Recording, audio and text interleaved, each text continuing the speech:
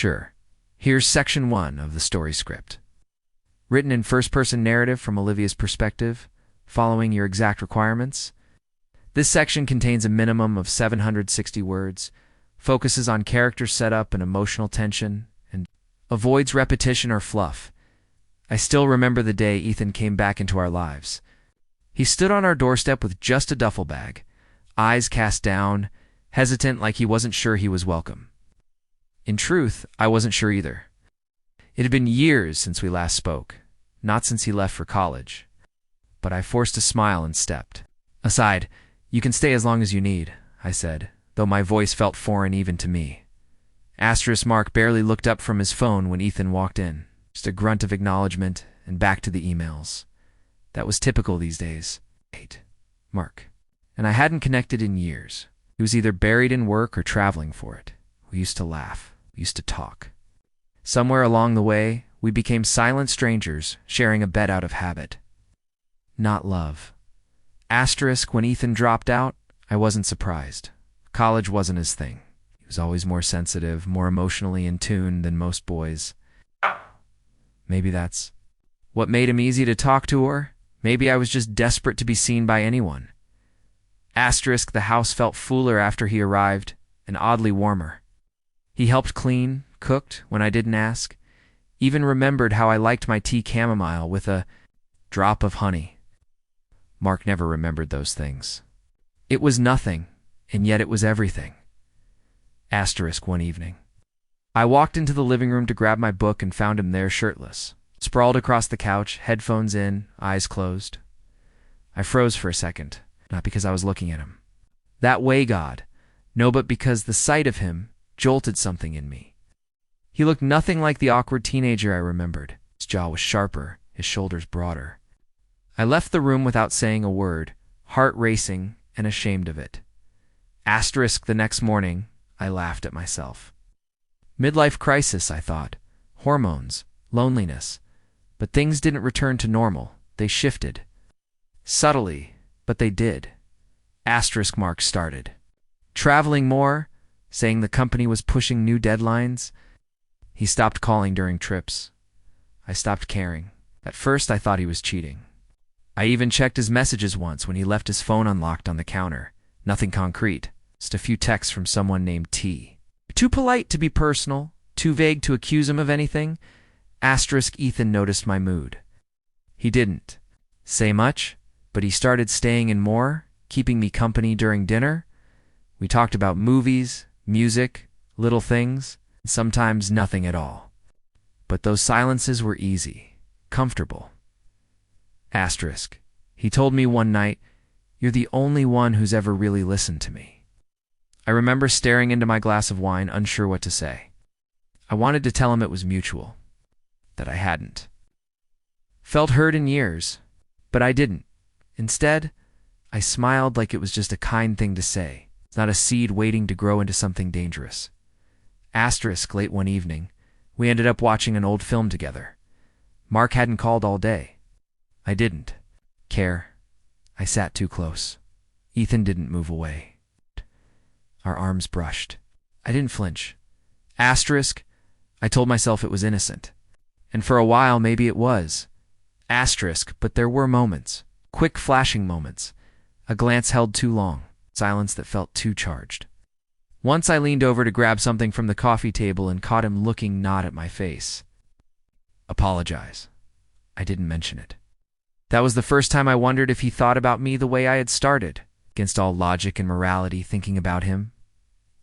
I told myself I was imagining things, that I was desperate for attention, projecting feelings that weren't real, but I started noticing the small changes.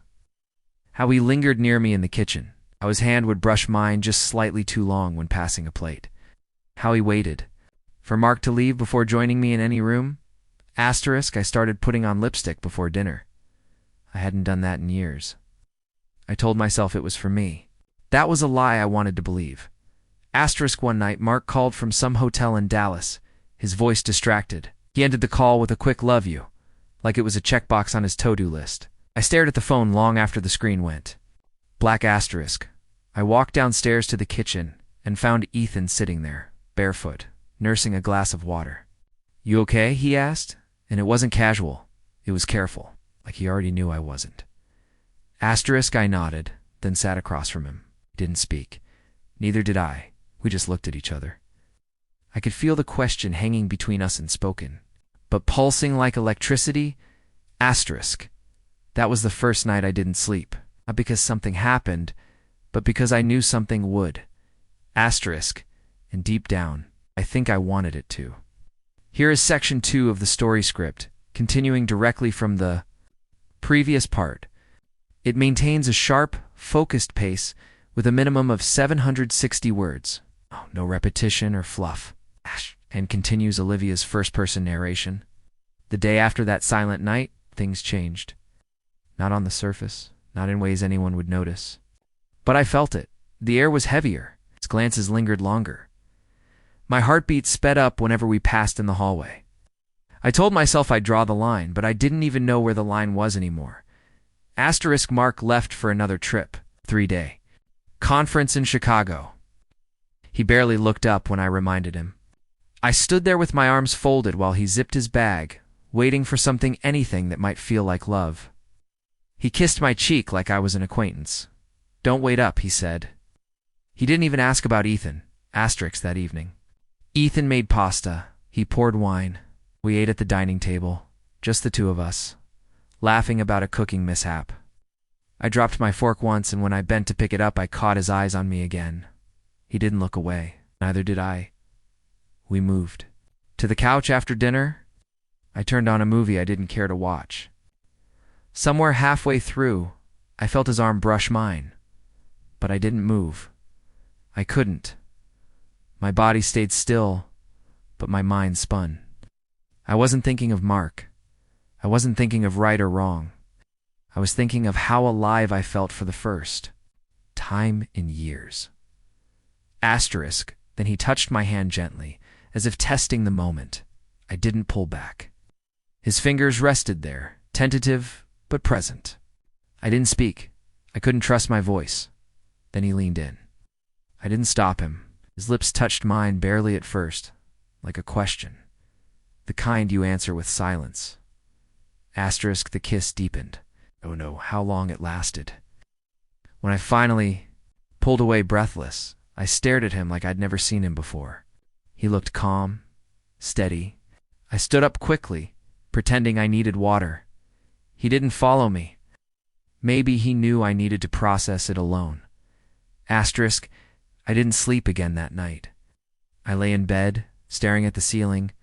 Mark sided the bed empty, untouched. I knew what I'd done.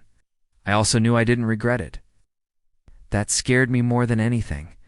Asterisk, the next day, we acted like nothing had happened.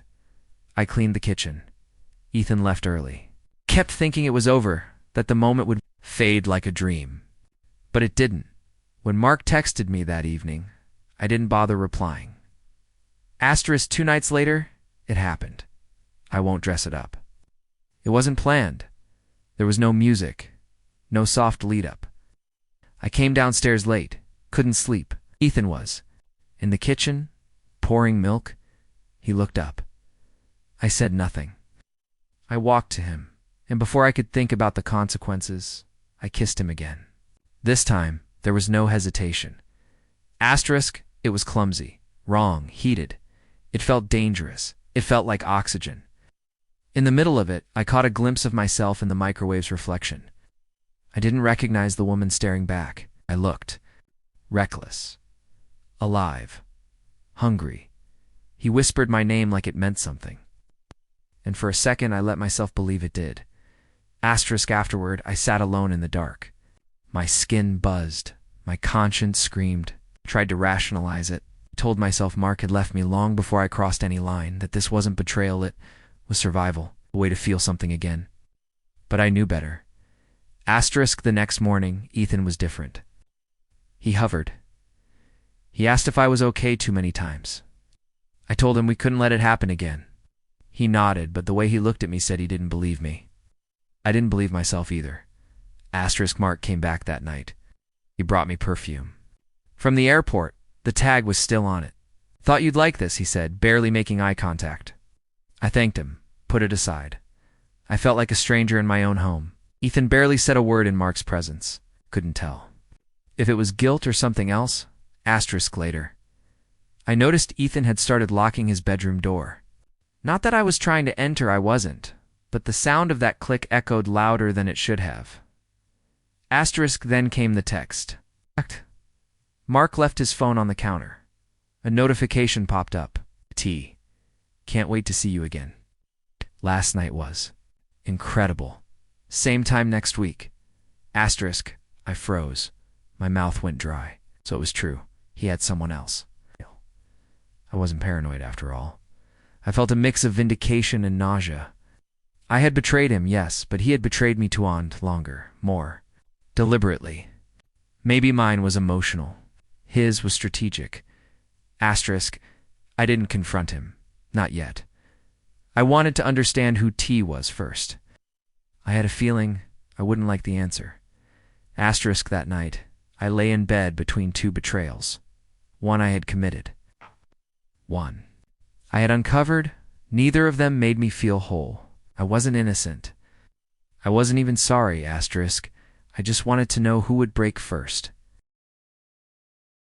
Here is section 3 of the story script, written with the same focused tone. Olivia's voice, avoiding repetition or fluff, meeting the minimum 760-word requirement. I didn't have to wait long to find out who would break first. 3 days after Mark returned, he came home earlier than usual. No warning, no suitcase. Just walked in with his coat still buttoned, eyes sharper than I remembered. Ethan was in the kitchen. He froze when he saw him. Asterisk. Mark didn't say anything at first, just set down his keys, walked over to the cabinet, and poured himself a drink. I stood there waiting for the storm. It came in the form of a single question. How long has it been going on? Asterisk. Ethan went pale. I couldn't speak. Mark looked at me, not with rage, but with disgust. I knew something was off the moment. I saw how he looked at you. I put cameras in the study after the Vegas trip. Asterisk. My stomach dropped. He had proof. I didn't ask how much he'd seen. It didn't matter. The damage was done. Ethan looked at me, then at him, but said nothing. He didn't deny it. He didn't defend me, just stared at the floor. Asterisk. Mark didn't raise his voice. That would have been easier. Instead, he smiled, cold and rehearsed.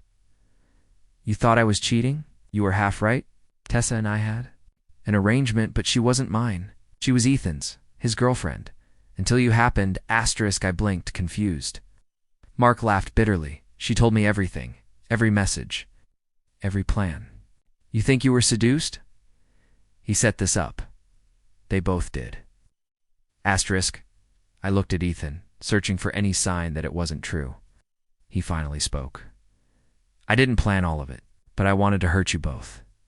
Him for throwing me out years ago. For forgetting I existed. His voice cracked. But I didn't expect to feel anything real. Asterisk. I backed away from both of them. My ears rang. I couldn't tell what part hurt more, that Ethan lied or that some part of it had felt honest. Asterisk. Mark tossed a folder on the table. Divorce papers. Everything's in there. You'll sign them before you even think about dragging me down.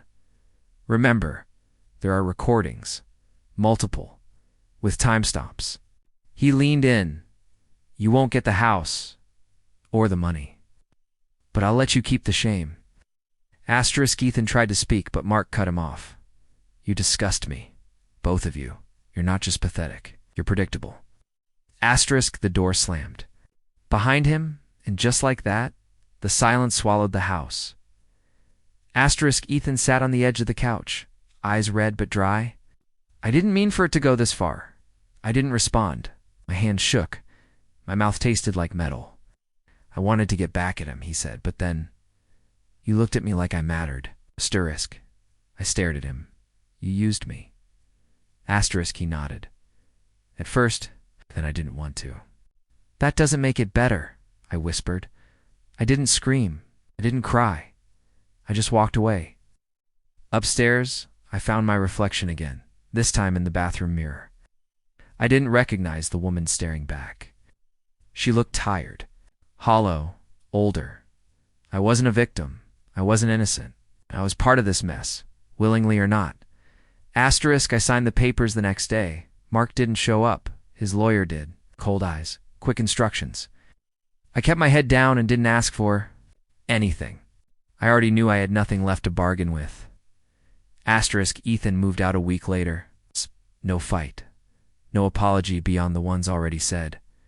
He left a note on the counter, said he was sorry, and that maybe in another life, things could have been different. I didn't read the rest. Tessa never contacted me. She didn't have to. Her silence was louder than any message.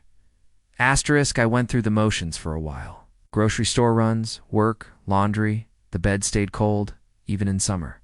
I kept the house until Mark sold it off. I didn't argue, packed my things and left without.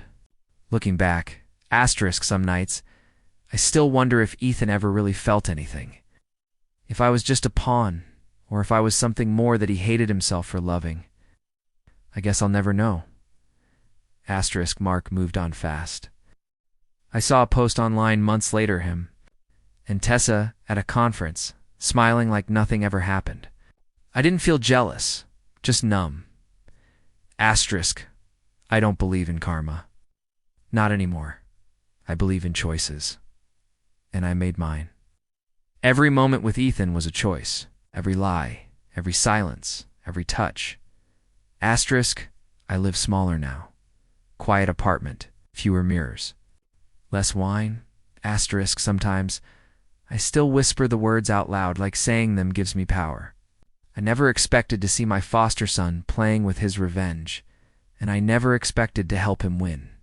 Here is section 4 of the story script, continuing the narrative with a focused tone, minimalism, and emotional resolution. It maintains the same sharp storytelling voice and meets the minimum. 760-word requirement without repeating prior content. 6 months passed before I heard from Ethan again. No warning, just a message, 2 sentences. I'm sorry. I still think about you. I stared at it for almost an hour. I didn't reply. What was there to say? Sorry doesn't undo destruction. Regret doesn't rebuild anything. I had already left the city by then. Moved into a quiet place 3 towns over. Smaller, older, quieter. I wanted silence, and I got it. No neighbors asking questions, no reminders of what used to be mine. The furniture was secondhand, and so was I. Nothing in that apartment had a past. Just like I wanted at night, I'd lay in bed and think about everything I lost, and everything I never really had. The marriage, the stability, even Ethan's attention. It was never about love. It was about need. Mine was emotional. His was calculated. Mark's was transactional. In the end, none of it was real. The shame wasn't immediate. It crept in slowly. It's not loud like guilt, but quiet dull. Like a dull ache you ignore until one day it becomes part of you. I'd see mothers with their sons in grocery stores and wonder what people would think if they knew who I really was. Not what I looked like, what I had done. I didn't hate. Ethan. Not anymore. Maybe because hating him would mean I'd have to admit how deeply I let him in. It's easier to assign blame when you're the victim, but I wasn't. I knew the moment he looked at me like more than a foster mother. I knew, and I let it happen. Mark never tried to reconnect. His lawyer finalized the divorce quietly. No public drama, no scandal. He wanted control, not chaos. And he got it. The house sold. Our joint accounts closed. Even kept my maiden name off all the records. Like I'd never existed in his life. I read somewhere that betrayal doesn't start with lies. It starts with neglect. I neglected my sense of right and wrong the moment I started needing Ethan. Mark neglected me for years. Ethan neglected every boundary. We were all guilty, just in different degrees. I applied for work again, part-time assistant at a local art gallery. No one there knew my story. I liked it that way. I smiled when I needed to, kept conversations short. I didn't correct people when they assumed I was divorced for normal reasons. It didn't work out became my favorite sentence. Occasionally I'd wake up from dreams I couldn't explain. Not nightmares, not memories, just feelings. Heat, shame, want. I'd sit on the edge of the bed and remind myself, you survived it. That's enough. But surviving doesn't mean healing, just means you're still breathing. Asterisk, one afternoon, I saw Tessa. She was at the gallery with a client. She looked polished, confident, untouched. She didn't see me, or pretended not to. I watched her walk past a painting of a fractured mirror and realized she hadn't destroyed me. I did that myself. Asterisk, Ethan's message stayed on my phone for weeks. I finally deleted it without responding, not because I forgave him, but because I forgave myself. I had to. And no one else would. Asterisk, a letter came in the mail from Mark's attorney. Final documents. Included with it a note in Mark's handwriting, just 4 words. You broke us first. Asterisk, I stared at those words for a long time. He was right and wrong. I didn't break the marriage. I just stopped pretending it was whole. The rest was fallout. Asterisk, some stories don't need a villain, just a slow collapse. 1,000 little cracks until the structure gives in. No screaming, no violence. It's just erosion. Asterisk, the only thing I miss is who I used to be before all of this. Before loneliness felt heavier than guilt. Before desire overruled decency. Before I forgot how to say no to something that felt like attention. Asterisk, I don't keep pictures of Mark. I don't have any of Ethan. Not because I want to erase them, but because I want to stop giving them space in places they no longer deserve. Asterisk, sometimes I walk by the water and wonder if I'll ever love again. Not just someone else, but myself. Maybe not. Maybe survival is the only love some of us get. Asterisk, I told my therapist once, I don't know who I became, she said. Then start becoming someone else. I liked that. Starting doesn't require forgiveness, just willingness. Asterisk, I'm not proud. I'm not redeemed, but I'm here. Is that something? Asterisk, and if anyone ever asks me what happened, I'll tell them the truth. I never expected to see my foster son playing with my heart. I never expected to hand it to him first.